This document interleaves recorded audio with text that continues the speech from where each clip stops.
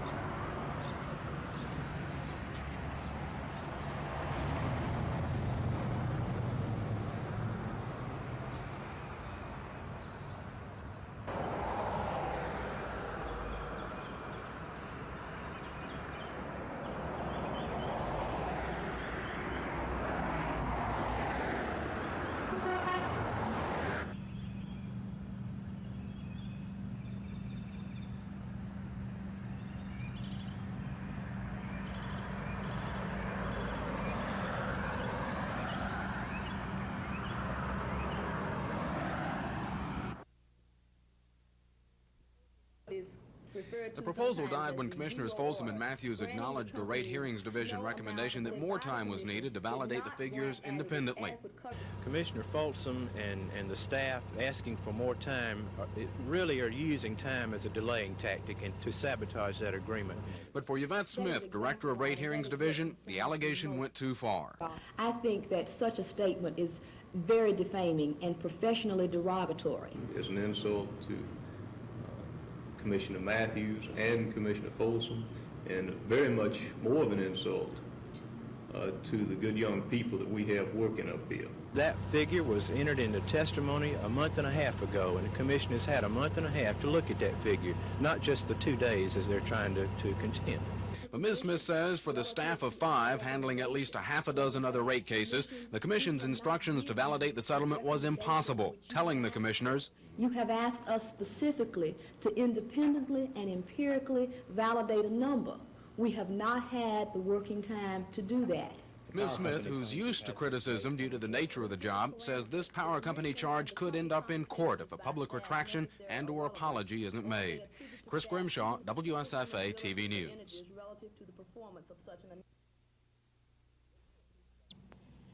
If you're a peach lover, then chances are you've eaten a Chilton County peach grown here on one of these trees. This particular orchard contains 300,000 trees, which are a major part of the Chilton County peach industry. There are 116 growers in Chilton County, some of whom have been harvesting peaches since World War II. Chick Carlton has been in the business for 32 years and currently grows 20 different varieties of peaches that are sold from Huntsville to Mobile. He says lack of rainfall has affected this year's crop. Our crop is shorter this year than normal. We don't have a full crop. We have somewhere around 70-75% full crop. More peaches are grown in Chilton County than in any other area of the state, and some say they're the best. Why such a large acreage? In the first place, it's the soil and the climate, and then another important factor is the people. You can grow peaches in most any part of the world, but you got to have people that are willing and want to grow peaches. Chilton Countyans take their peaches seriously. Each year they have a peach festival, a peach queen contest, and this year they're adding a peach run to all of their activities. The peachy celebration begins tomorrow morning. Reporting from Clanton, Dan Black, WSFA TV News.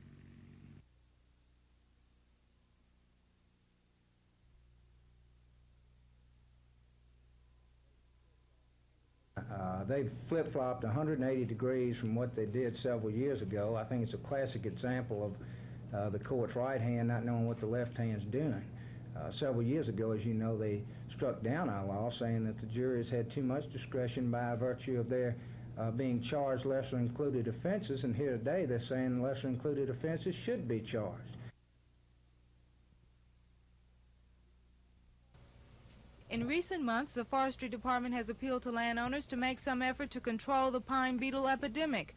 The best control method involves removing infested trees, but many landowners say they can't find anyone to cut their trees, while others don't seem to care at all. So forestry officials are taking the matter into their own hands by offering them free assistance. Each month, an aerial observer inspects the pine trees in Chambers and Chilton counties. A map is made of the areas infested with pine beetles, and a registered letter is sent to the landowners. They're told that a consulting firm will help them by overseeing the removal of infested trees and selling the timber. Jim Harlan of the Forestry Department says they're hopeful that this method will prove to be more effective in controlling the epidemic. If it is, he says they'll expand the program statewide. Even with the assistance provided, Harlan says there still may be a few landowners who won't cooperate. But his office is planning to push for legislation to force them to comply. Cassandra Taylor, WSFA TV News.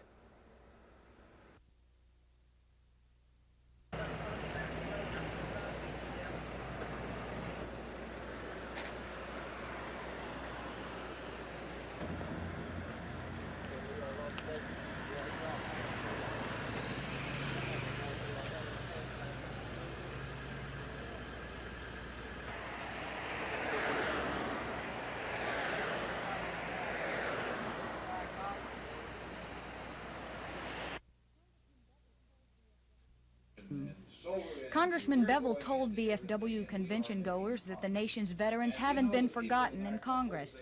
Currently, Alabama vets receive $400 million in benefits. Bevel says the House has recently made provisions for even more funds to go to vets, while other pending legislation deals with pay raises for current military personnel. Congressman Bevel says he's finally optimistic about the nation's defense, especially since Congress appropriated the largest amount of defense money ever in a peacetime budget. Representative Bevel doesn't beat around the bush when it comes to talking about the military draft. He wants it resumed now and without women. Getting all the volunteers they need from the women to play the role that they can play in our armed forces, but the men, we do need them registered. Now, we've had registration about 45 of the last 50 years. In 1975, we made the mistake of discontinuing it. Now we're reinstating it. Bevel was critical of the government's handling of the Cuban refugees. He says President Carter made a mistake inviting the refugees into this country. He told the audience the White House has assured him no more Cubans will be sent to Alabama. Sidney Kohara, WSFA TV News.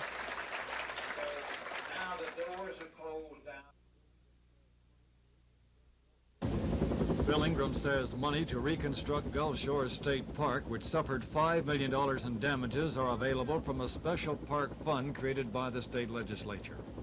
He says bids will be advertised June the 26th and about $3 million in contracts let in August. Ingram says all money transferred to the Special Parks Fund, such as the nearly $2 million loan from Jackson Park in Covington County, will be reimbursed. Those funds, by the Attorney General's letter to Commissioner Forrester, I'll quote from that letter: "It is absolutely necessary that the funds which were previously designated for Frank Jackson State Park be replaced when the Federal Emergency Management Agency, FEMA, funds are received." Ingram says he hopes spring and summer travelers in 1981 will have full use of the Gulf States Park facilities. The golf course, the campgrounds, and beach pavilion are now open. George Mitchell, WSFA TV News.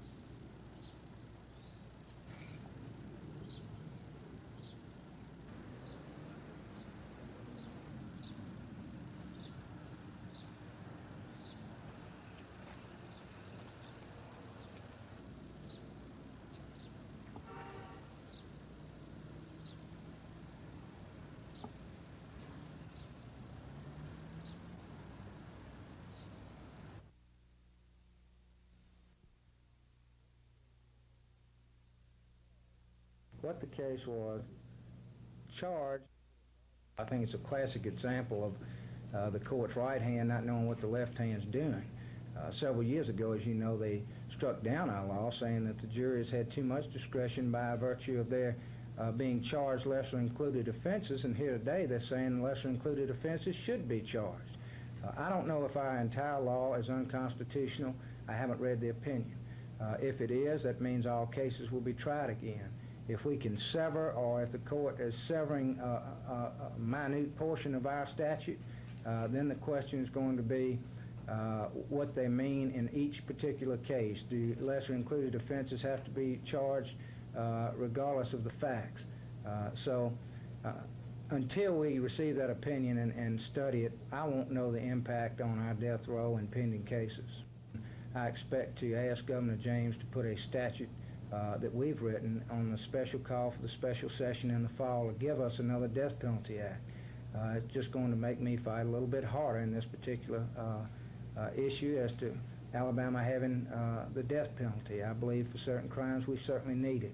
And to have to fight the courts and all other folks that believe that we shouldn't have it is quite difficult, but we're not going to give up. Okay. just a specific part of our death penalty law was.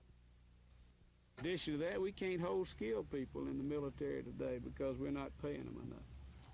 Much of Ramsey Clark's trip to Iran. I don't think he represents the best interests indicate that. I would agree with those who are supportive of that.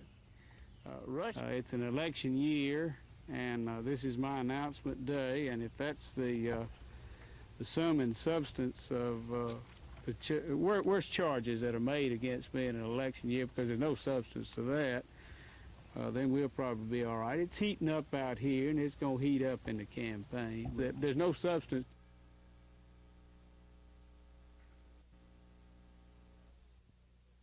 Well, we're going to use the entire North Hall with a 20-foot screen with about half the seats on the floor, and the others will be in raised sections behind those. I think every seat in the house will be a good one. How many can the Civic Center hold tonight? We'll have approximately 3,500 seats in there. Is this the first kind of thing for the Civic Center? I know they used to have some at the Coliseum. This is the first closed-circuit TV paid program that has been held since the Civic Center was open, and it's the first for us. And how have the ticket sales been going? They were slow at the beginning, but as the interest in the fight has built up, the interest in the tickets has certainly come along well, and we're selling them real well today and yesterday, and we're looking for approximately 2,500 folks tonight. And will the tickets be on sale all through tonight then? We will have them on sale right on up until the main event begins.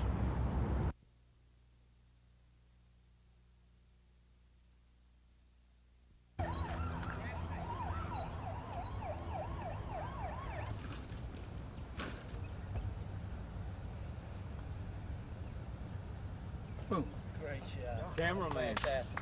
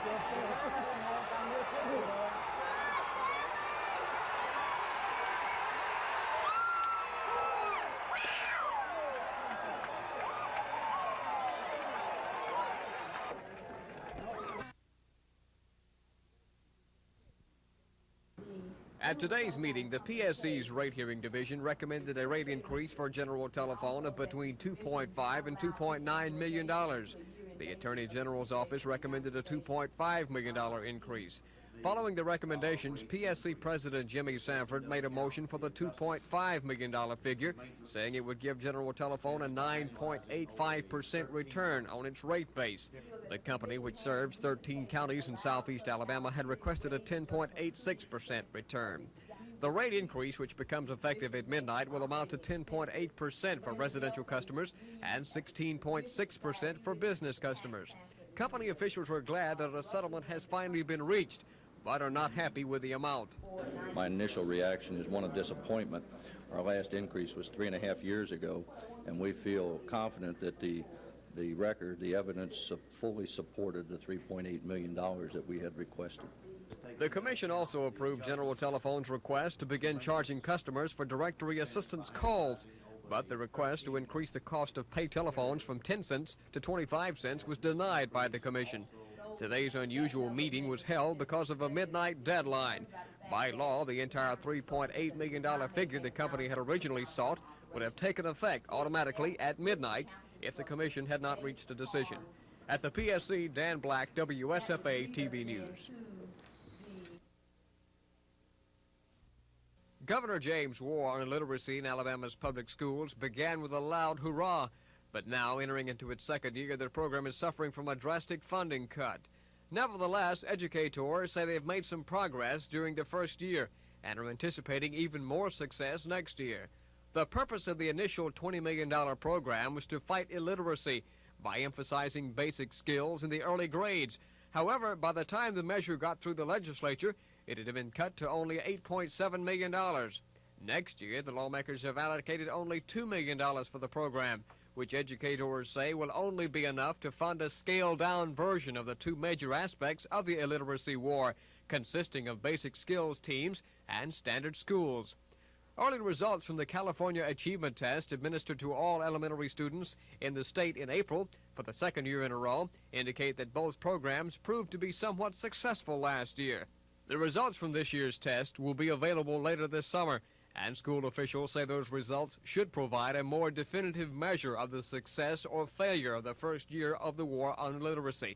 But for the time being, state educators who have been running the program are upholding their assessment of last year, saying that the new War on Illiteracy program ideas are the most promising to come along in education in Alabama in several years. Dan Black, WSFA TV News.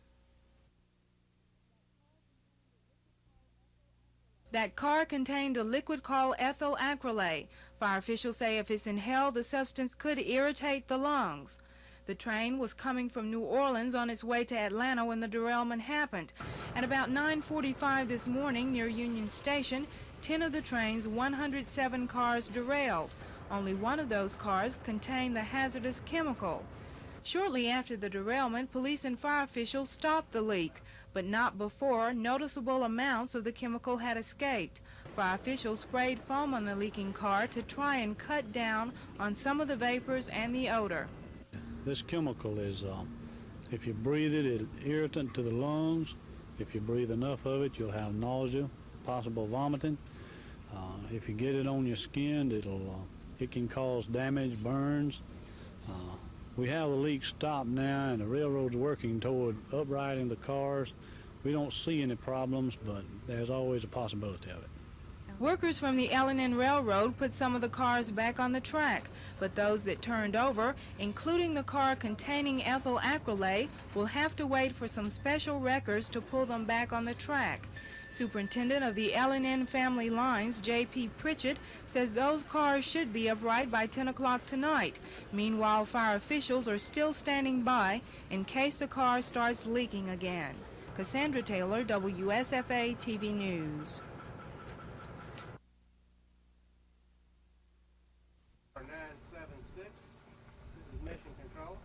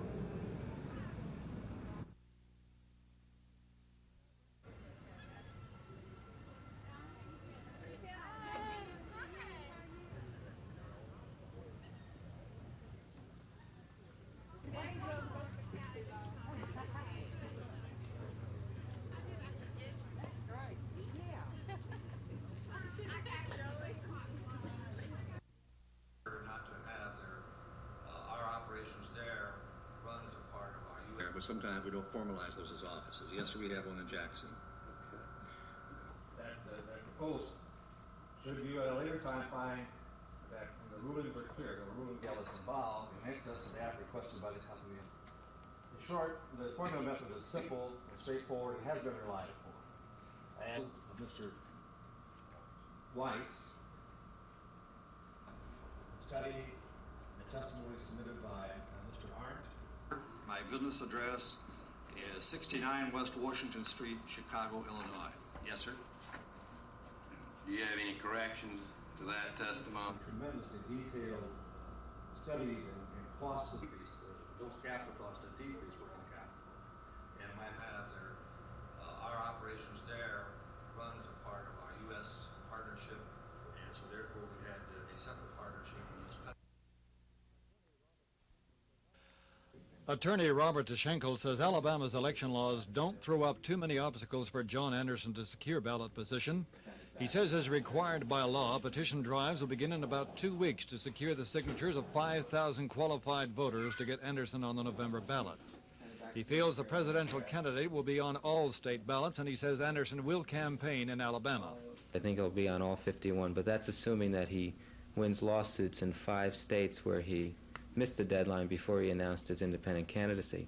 In the other 46 places where there are petition drives, I'm confident that he'll submit the right number of signatures in each state. We see really no difficulties, legal difficulties, and that lie ahead that would be a trap for him that would prevent him from getting on the ballot. So that if he can get the names of 5,000 qualified voters in the state, we feel certain that his name will appear on the ballot in November. How long does he have to get these 5,000? They'll have to be submitted no later than August the 29th. Anderson is expected to wait until August or September until he announces a vice presidential running mate. George Mitchell, WSFA TV News.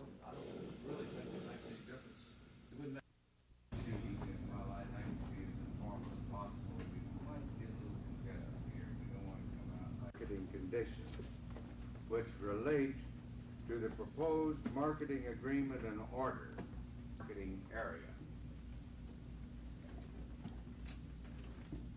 To the fact that the governors of the states of Alabama, number 2,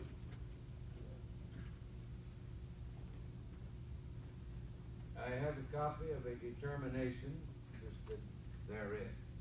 Now, a copy of this determination is received in evidence as exhibit number 3. The newspapers, television, and radio stations have been advised of this proceeding. A copy of this certificate is received in evidence as no extant order, and we're here to determine whether or not, first, at the proper point, we will take up where proposed modifications. Graddick says if the Alabama Supreme Court can delete the phrase in question, inmates on death row affected by the phrase can be retried on original capital charges. He says if the entire statute is thrown out, everyone on death row will get a new trial, but this time they'll be tried for a lesser charge of murder in the first degree rather than capital murder. Graddick says he's hopeful that part of the statute can be saved. In the meantime, he's also pushing for a new state death penalty law. I intend to ask Governor Fob James to give the priority of the special session to the passing of a new death penalty act in the state of Alabama. Graddick says even if the new law is passed, he'll still work to try and save portions of the old law. He says the two laws should work together. The old law still affects those already on death row, while the new law will affect crimes committed after its passage. Cassandra Taylor, WSFA TV News. It was just mentioned, George, last week that we would take up the architect discussion of an architect. We have not, up until today, sent out a notice to all architects in the area, notifying them this, that we're contemplating adding on to the present courthouse or building on our lot across the street, not only for the jail, but for other officers who need more room here.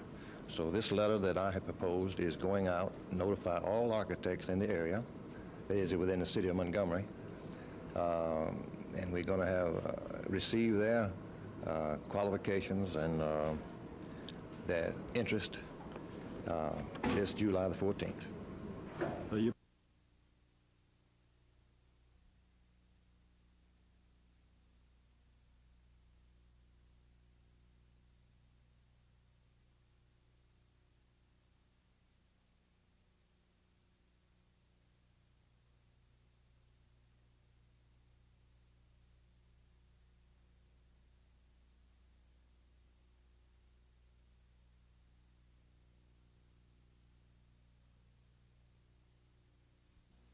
probably have a good many questions, particularly involving a To talk by Jimmy the Greek Snyder, and I don't think it's sufficient to elect honest people to the Public Service Commission. I don't think it's going to be sufficient this time to elect an honest PSC president.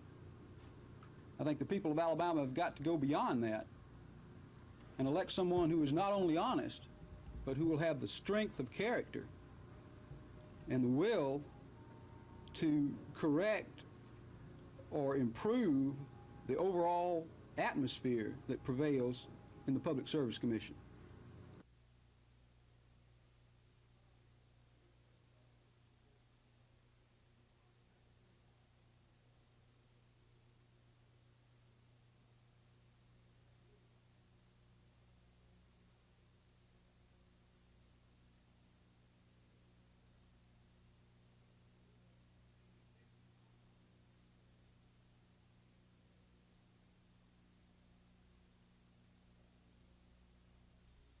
So it is going to be, if we have to use him, tell him that if we need him, we don't want to go over and just all of a sudden have that. I will. And we'll know who we will and whether we're going to stop him. Required exactly how they fit on the road, of course, and then of course it's going to be up to you gentlemen on the committee to make up your mind. I believe most of the land is off the top of the national conference of state legislatures, in fact, the state of the nation that was on the committee had their point of New Orleans. Maybe Mac could enlighten us on what they told us that, what they're able to work with us on. We may have to talk Law being Public Law 9471 that's going to legislature the state legislature.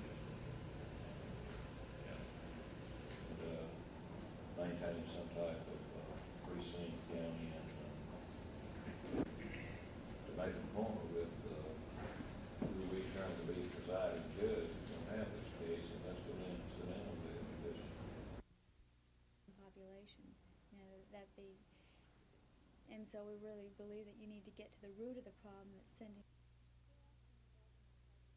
We're asking the governor, as receiver of the prison system, to move the people who are currently on death row either into the general prison population at Holman or back to their county jails, since they are no longer eligible for execution and therefore should not remain on death row. Now, why do you want them to do this? Because the law has been declared unconstitutional by the U.S. Supreme Court, and there's no reason to keep people under such strict isolation and the kind of tension that they're living under with the conditions on death row as they are. Do you feel that the Supreme Court ruling is final enough for you to request the governor to do such?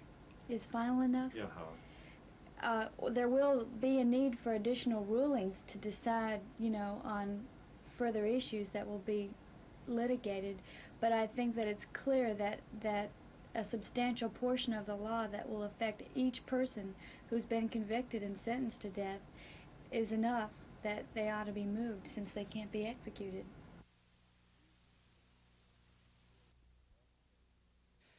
Well, as it has meant in the past, the farmer across the state of Alabama is basically producing and selling under cost, under his cost of production. And as I see it, this trend is partly a decrease in consumer demand, partly this effort on the part of government and everyone else to slow down the rate of inflation. But the farmer who sits on the bottom of this market chain is being hurt badly by this decrease. You cannot produce below the cost of production for very long and stay in business. There it is.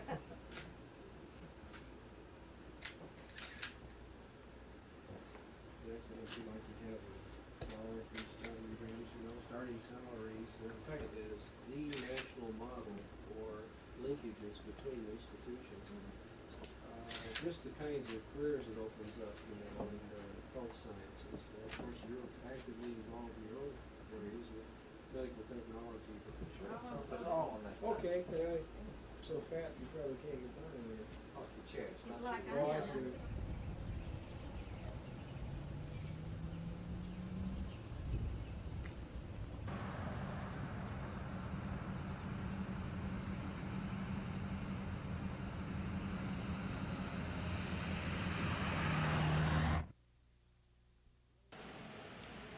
The reason that I came to Montgomery today is to tell you that I am a candidate for the United States Senate.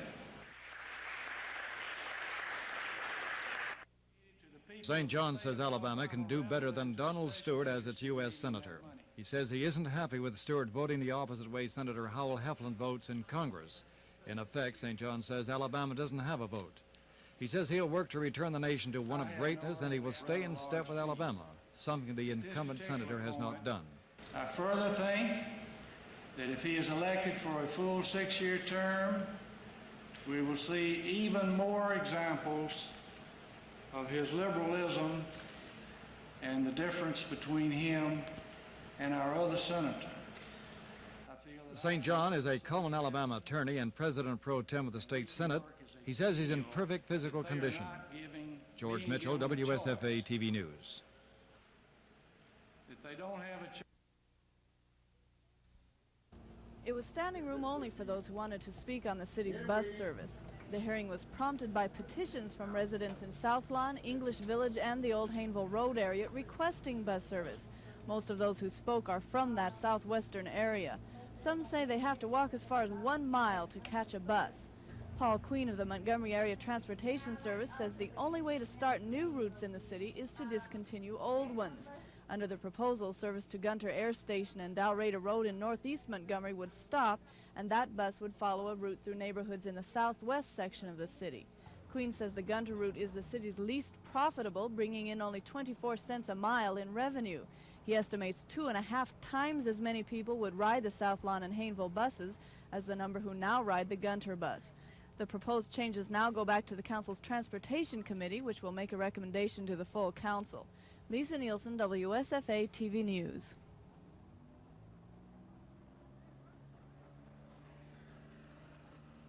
Needs for the approval of the committee, then that will be our agenda tomorrow. It will be first to hear with behind the passage of this resolution. Expenses that might be questionable or the resolution.